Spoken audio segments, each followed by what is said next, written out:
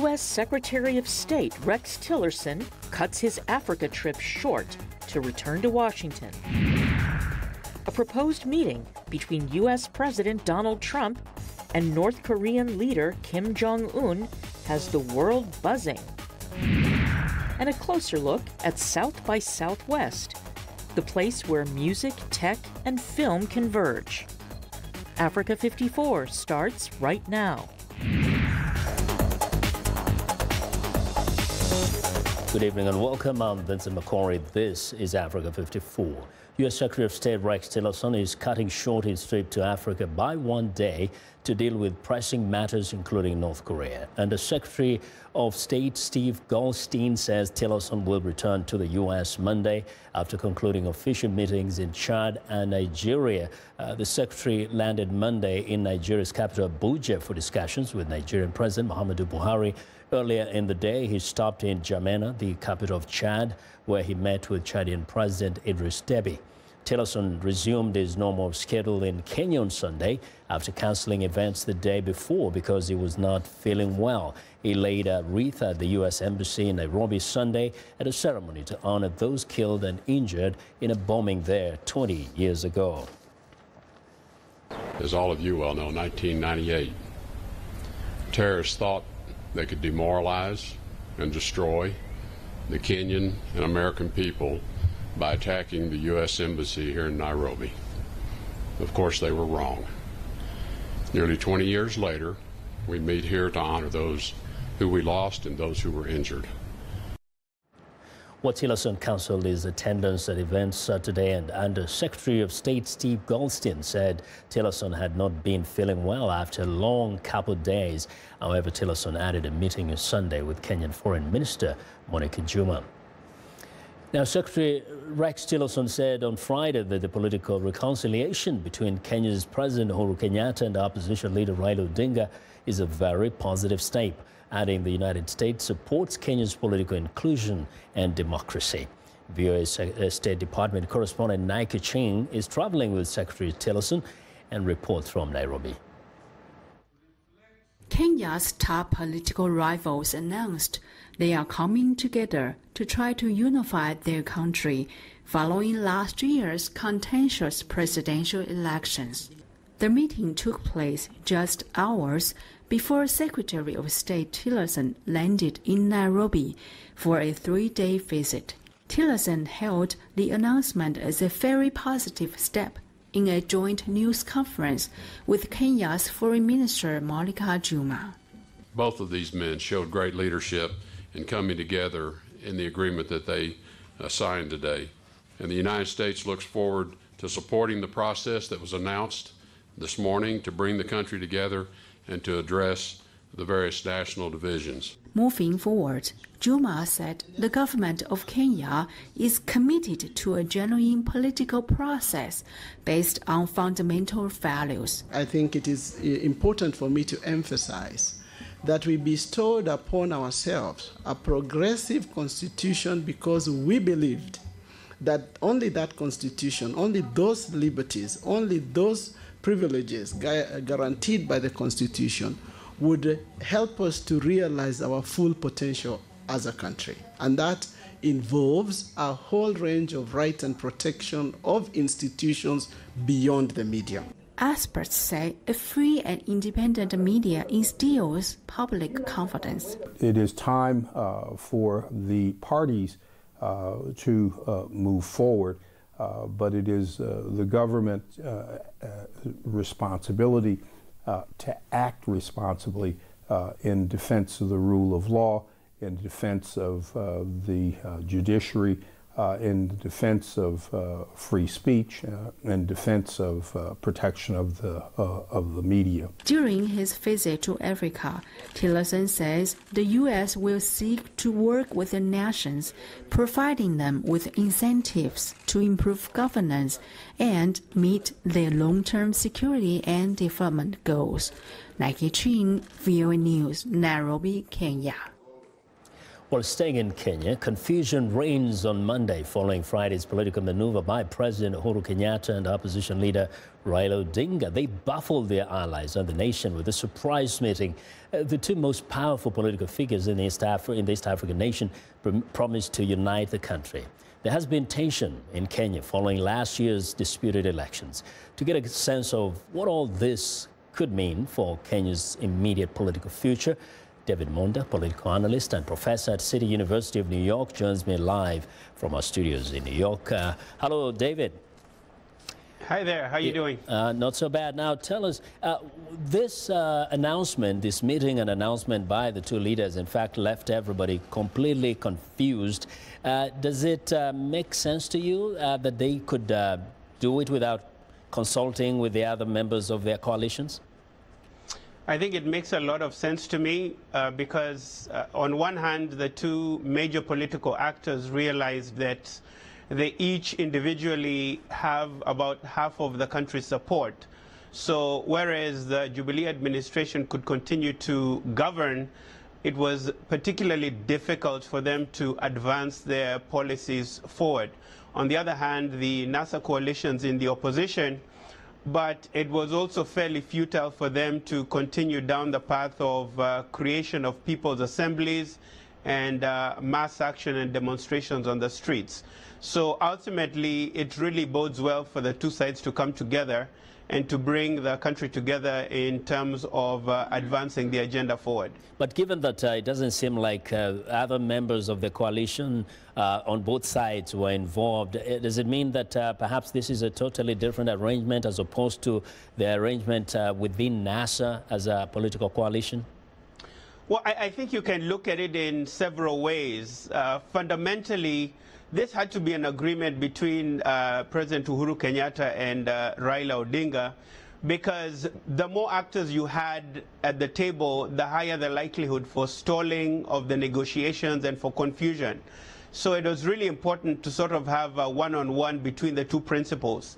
And you will notice that the agreement, the backdoor negotiations moving forward are going to be conducted by the personal lawyers of Uhuru Kenyatta and Raila Odinga. So politically, it's really thrown the country in a very interesting space, whereby on the opposition side, a lot of Raila Odinga's partners are very confused in terms of what exactly the agreement he has with the president will be. And also on the side of the Jubilee coalition, there are the president's supporters who are also baffled in terms of exactly what kind of negotiation and agreement will come out. So going forward, it's going to be very interesting to see exactly what kind of agreement will come forward. Will it be an agreement between these two individuals for a political show, or ultimately will it be a fundamental change in terms of electoral reform, reform of the judiciary, and wider issues about reforms within the police force and upholding the rule of law? But essentially this means Mr. Raila Odinga recognizes Kenyatta as a legitimate president, or acceptable at the moment, but also the fact that they have suspended some of their actions like the People's Assembly. Does this show that perhaps there's going to be a collaboration with the opposition in the government moving forward? Well, I guess only time will tell. It's a good thing on the opposition side that they've decided to suspend their moves with the People's Assembly and also with mass action for demonstrations on the street. On the part of the government, it's good to see that they are actually interested in some form of negotiation, because the government position for a long time has been that they are emphasizing development issues, and they do not want to talk about politics until 2022. But again, essentially, the wider issues of the mess that happened with the elections in 2017 is really highlighted exactly what kind of electoral reforms will come forward and what kind of negotiations will be advanced in terms of reforming the judiciary and the police service in order for us to have a stable election in 2022. And definitely we're going to see some realignments of alliances there. Professor Monda, I want to thank you very much for your insights today. Thank you for having me. You're welcome. Now, David Monda is an analyst and professor at City University of New York. Well, sub-Saharan African countries are setting themselves up as so-called tax havens, places where the wealthy can conceal cash from their own nations. But as VOA senior analyst Jeffrey Young discusses with several activist NGOs, such activity creates losers as well as winners on the African continent. Africa's wealth for years has been drained from the continent, with some of it going to places where it is kept from taxation. Now, a report by an activist NGO says some sub-Saharan African states are getting into the cash-hiding game themselves. The Tax Justice Network's chief executive explains why some countries want to be tax havens. Via Skype from Oxford, England, Alex Cobham. They're finding a way to let people elsewhere avoid the regulation or the taxation that they would otherwise face. And in exchange for that, the jurisdiction normally takes a small fee one way or another. That could be the fee for setting up a company, or it could be a very minimal level of taxation compared to what should have been paid. So being a tax haven is a way of undermining everyone else. The Tax Justice Network's recently released Financial Secrecy Index ranks Switzerland at the top of the list, followed in order by the United States, the Cayman Islands, Hong Kong, and Singapore. The highest sub-Saharan African nation on the secrecy index in 27th place is Kenya, which in recent years has been moving aggressively to set itself up as a tax haven. Liberia is the second highest SSA country, ranking 38th. Mauritius and South Africa are 49th and 50th, respectively. The Tax Justice Network says that from the 1970s to 2010, more than $1 trillion was concealed and taken out of Africa, as discussed by Washington-based NGO Global Financial Integrity Chief Raymond Baker. And that's a conservative estimate, because that estimate is based on what we can reasonably see in the data that is available to us, balance of payments data and trade data. Tax havens help facilitate corruption because the sums skimmed from businesses and governments become invisible and then can be used to finance criminal activities such as drug and gun dealing or buying elected officials. As Kenya and some other African states move to attract cash by creating tax havens of themselves, the presence of this wealth allegedly doesn't benefit the people at large, as Tax Justice Network's Cobham via Skype asserts. The people who benefit from that activity tend to be a very small group of people, professionals and members of the governing elite, at the top of the income distribution. So actually what you find is that you're worsening inequality. It's almost the opposite of a development strategy that would support broad-based improvement for people further down the income distribution. While some might criticize Kenya and other tax haven-minded African states, Global Financial Integrity's Raymond Baker says what they are doing only mimics what has been going on for decades in the so-called developed world. The thing that we don't want to admit to ourselves is that we in the West created every single element of the shadow financial system.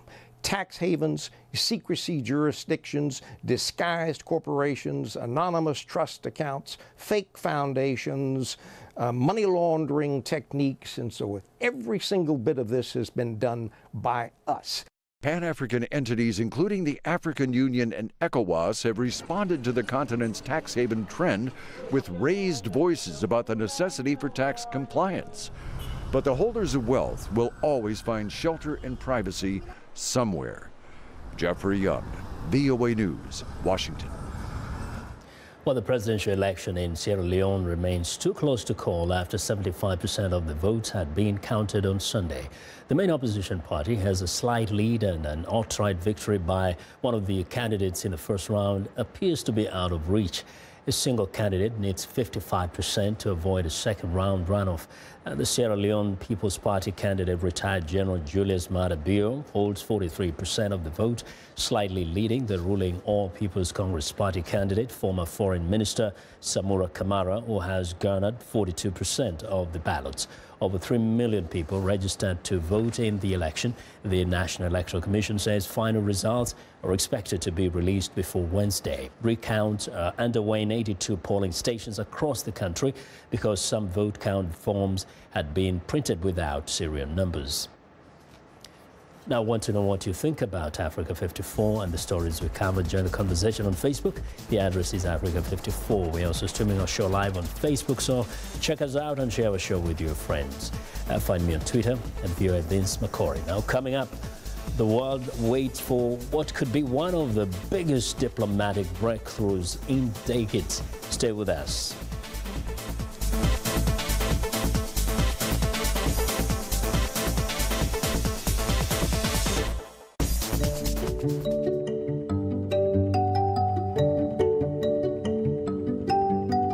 This is a country that I chose to become a citizen.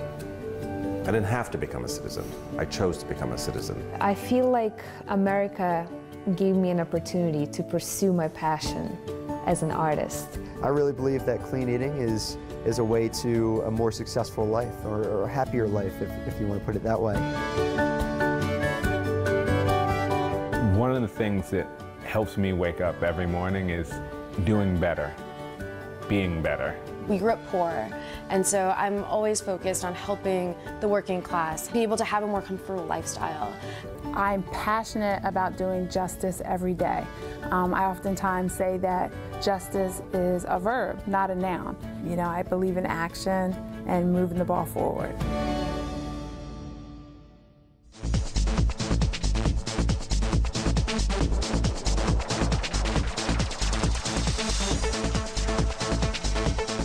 Washington is abuzz over what could prove to be the biggest diplomatic breakthrough of recent decades, a meeting between U.S. President Donald Trump and North Korean leader Kim Jong-un. VOA's Michael Bowman reports almost no concrete details are known about the encounter, which was announced without warning last week and took much of the world by surprise. After months of belittling North Korea's leader, Rocket Man is on a suicide mission for himself. President Trump has basked in the glow of a diplomatic thunderbolt concerning North Korea's nuclear program. A lot of people thought we were going to war, and all of a sudden they come in, they say we're going to have a meeting, and there's no more missiles going off, and they want to denuclearize. It's at a time and a place to be determined. We don't have an announcement right now. A Trump-Kim meeting is in the early planning stage, according to the White House. This potential meeting has been agreed to. There are no additional conditions being stipulated. But again, they cannot engage in missile testing, they cannot engage in nuclear testing, and they can't publicly object to the U.S.-South Korea planned military exercises. They're saying, oh, well, Obama could have done that. Trust me, he couldn't have done that. Trump repeatedly accused his predecessors in the White House of failing to deal effectively with the North Korean nuclear threat. A senior advisor of the former Obama administration has doubts about Trump's high-risk, high-reward gambit. I mean, denuclearization is the maximalist objective. And the notion that North Korea is going to agree to give up all of their nuclear weapons, all their missile capabilities in one meeting, I don't think anybody who looks at this believes that that's the case. So better to take the time to get this right. Again, I welcome diplomacy, but diplomacy has to be done right, because if it's not, if you put all your chips on one meeting and it fails, the risk of conflict actually goes up. Trump himself professes a wait-and-see approach. Who knows what's going to happen? Hey, who knows? If it happens, if it doesn't happen, I may leave fast, or we may sit down and make the greatest deal for the world and for all of these countries, including, frankly, North Korea. And that's what I hope happens. U.S. lawmakers of both parties have expressed deep skepticism about Pyongyang's intentions, but many say the possibility of a diplomatic solution to a vexing nuclear challenge is too tantalizing to simply reject. Michael Bowman, VOA News, Washington. Well, students across the United States have been protesting school gun violence since the February 14th mass shooting in Parkland, Florida, that killed 17 people. On March the 14th, the one-month anniversary of the massacre, a national student walkout is planned to last 17 minutes in commemoration of the victims and as a statement to lawmakers. VOA's Jill Craig has more. A national movement sparked following February's high school shooting in Parkland, Florida, in which 17 people were allegedly killed by a former student wielding an AR-15 semi-automatic weapon. For the one-month anniversary of that event, students, teachers, and others from around the country will take part in a 17-minute walkout to honor the victims and draw attention to the issue of school gun violence. On Thursday, New York Mayor Bill de Blasio met with students to discuss the topic. Some of them emphasize student activism as a way of bringing in fresh voices they say are not controlled by the National Rifle Association. As I turn on the TV and I see all of these mass shootings that I know could have been prevented, I feel like it's my job as someone that could have happened to actually take action and go into that leadership role. While others signal their support of responsible gun ownership and the Second Amendment, which provides for gun rights in the U.S. You never know the moment when an armed person can come in. And when an armed person comes in, we need to have somebody ready, such as a school safety officer that is armed and ready to initiate and either take down the person or maybe even kill the person for the better safety of all the other students. A march in Washington is planned for March 24th. And another walkout is scheduled for April 20th, the anniversary of the 1999 shooting in Columbine, Colorado. Some school districts have announced they will not recognize the walkouts and will discipline those who participate. Others have offered their support, with some colleges reassuring students that admission offers will not be affected by their participation. Jill Craig, VOA News, Washington. Continue to speak out. Well, it's time now for a short break. Still to come on Africa 54. Network, promote, party, repeat. Closer look at the South by Southwest conference and festival. We'll be right back.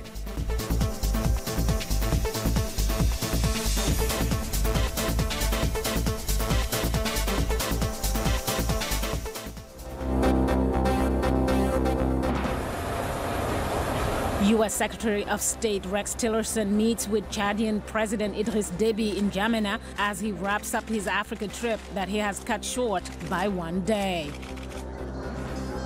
In South Africa, the DRC opposition leader Moise Katumbi launches his political movement to replace President Joseph Kabila in December elections from his exiled home of Johannesburg.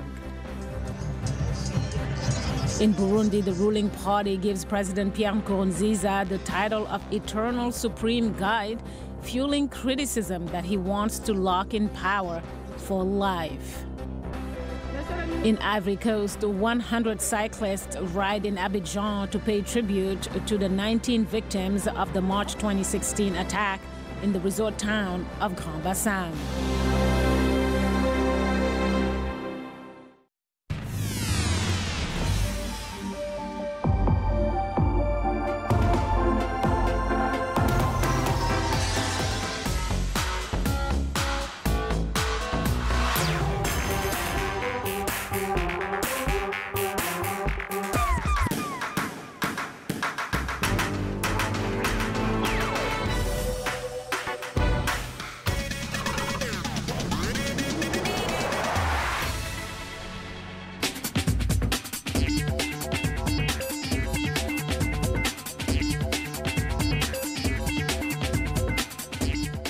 Welcome back to Africa 54, and here's what's trending. The iHeartRadio Music Awards show has a tendency to bring out a fashionably fun side of most of the stars who attend. If there was a trend this year, it was do your own thing. The ladies wore pants, dresses, and skirts of varying length. No color trend, long sleeves and sleeveless, full coverage, open panels. As for the honors, famed 80s rock group Bon Jovi received the Icon Award celebrating the band's 35-year career. International star Ed Sheeran won for Song and Male Artist of the Year, while Taylor Swift won Female Artist of the Year. Well, next up, Sunsilk Fashion Week 2018 in Lahore, Pakistan has ended with the grand finale that celebrates the strength of women. Designer Hussein Shahryar Yassin presented his brand's new luxury Pret collection called Night. That's Night with a K, that celebrates the power of women not only in his own life but around the world. As the designer sees it, taking charge of the narrative and fighting back to take control, women are going into battle to challenge the world around them, to make their voices heard and change the way the world perceives the strengths they have always had, making them their own knights in shining armor. Well, and finally, a new Californian fitness class is taking ballet to a new level. The Muse is a low-impact cardio dance workout that fuses elements of ballet and dance conditioning. The new class is spreading worldwide through the Equinox chain of gyms and is part of the Express class trend aimed at people who want to cram in some exercises in their lunch break at work. The Muse uses light, round weights called spheres for a workout that trains you like a dancer in an energizing music-driven class. The creator says the program can be easily adapted worldwide, and that's what's trending today. Now imagine networking and partying for more than a week. That's what is happening in Austin, Texas. Musicians, film promoters, and tech companies from around the world are gathering for the South by Southwest Conference and Festival. What originally started as a music festival in the 1980s has evolved into an event that is much bigger and harder to define. VOA's Elizabeth Lee has the details from Austin. By the sound of my voice. It is a kaleidoscope of music, film, and technology all happening at the same time in one event. This musician from Nigeria, known as Nice, is here at South by Southwest to meet people. It's a network, is to make more fans, introduce my music to people who haven't listened to my music before. Live music is no longer the only highlight at South by Southwest. It is a giant party. It's a music festival, it's an entertainment festival, it's a tech show. The festival has evolved and grown over the years to reflect the city. Austin is associated with primarily music, but now we're really in the tech world. I have a lot of friends that work for film studios here, so Austin is growing in all those aspects, so it makes sense that the festival would too. There are now technology panels, interactive demonstrations, film promotions, and lounges where attendees can socialize. People from all walks of life just all hanging out at parties together. And a lot of them have free alcohol and free food, so it's definitely a perk. These so-called parties are networking opportunities where musicians, techies, and film promoters from seemingly very different industries can meet and find connections and new ways of thinking about their own industry. It's a giant opening of the city to expose people to new ideas and new products and get them thinking about how they can apply that to their business. Nice sees it every day in his music business. We've gone away from analog now to digital. Mixing, mastering, recording, it's all about technology. Without technology, you can't do music these days. Technology and its applications in all types of art can be seen everywhere at South by Southwest. Attendees from around the world will get a chance to experience it all in Austin. Elizabeth Lee, VOA News, Austin. And that's our show for today. Thanks for watching. Have a good night.